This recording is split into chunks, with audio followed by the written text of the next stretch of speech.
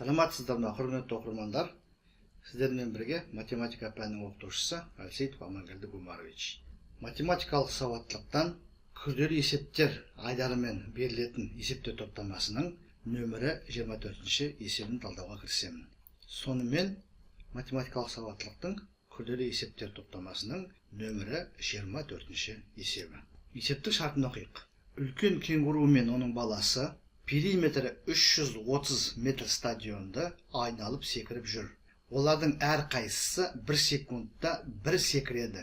Үлкен кенгуру 1 секіргенде 5 метр, ал баласы 2 метр ұзындыққа секіреді. Екеуі бір нүктеден бірге бастап, 25 секунд өткенде баласы шаршап тоқтап қалды да, ал үлкен кенгуру тоқтамай секіріп кете берді. Қанша секунд өткенде ол баласына секіріп келеді. Стадион дейік. Бұлай сызайық. Шамамен бұлай болсын. Үлкен кенгуру мен оның баласы қозғалысы мына нүктеден бастады деп есептейік. Және мына бағытта қозғалған болсын. Яғни сағат тілінің бағытына қарсы бағытта қозғалды дейік. Екеуі бір мезгілде қозғалысты бастап, 25 секундтан кейін кенгурудың баласы шаршап тоқтап қалды. Кенгурудың баласы мына жерге тоқтады дейік. Сонда ол бір секіргенде 2 метрге баратын болса, және ол 25 секунд секіріп тұр. Секундына 1 секіреді деп тұр. Олай болса, 25 секундта 25 көбейтілген 2 50 метрге барады.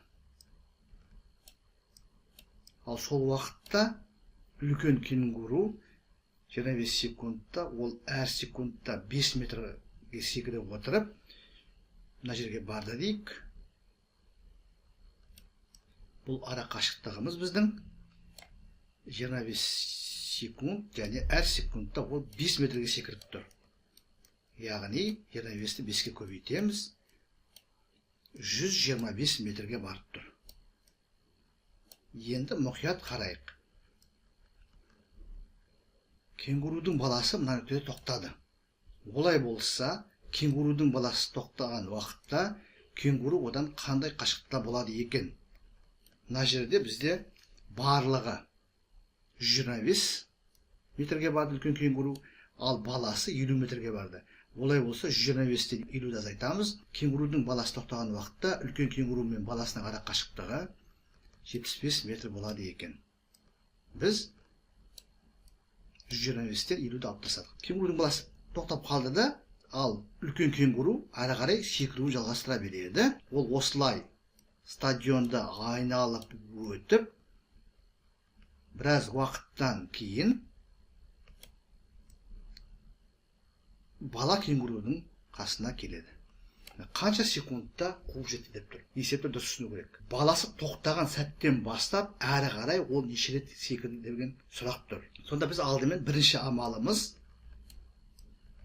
кенгуру, баласы тоқтап қалғаннан кейін, сол мезеттен бастап баласына қуып жету үшін қанша жол жүреді. Бірінші біз соны анықтауымыз керек. Барлығы стадионның периметрі 330 метр еді. 330-дан кенгуру мен баласының арасындағы ара қашықтықты алып тастап, біз қанша жүру керектігін анықтаймыз. Бұдан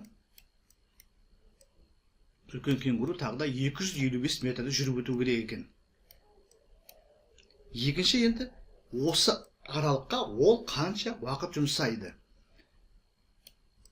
255-ті 5-ке бөлеміз. Себебі ол секундына 1 секіреді де, 1 секіргенде 5 метрге барады. Сонда 255-ті 5-ке бөлгенде 51 шығады.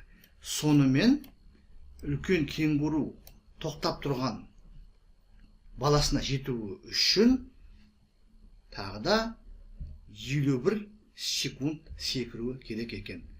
Сонымен есептің жауабы С пункті 51 секунд. Құрметті оқырмандар, біз осы сабағымызда математикалық сауаттылық пәнінен күрделі есептер айдарымен берілетін есептер топтамасының нөмірі 24-ші есебін толық талдадық. Сіздерге барлығы да түсінікті деп ойлаймын.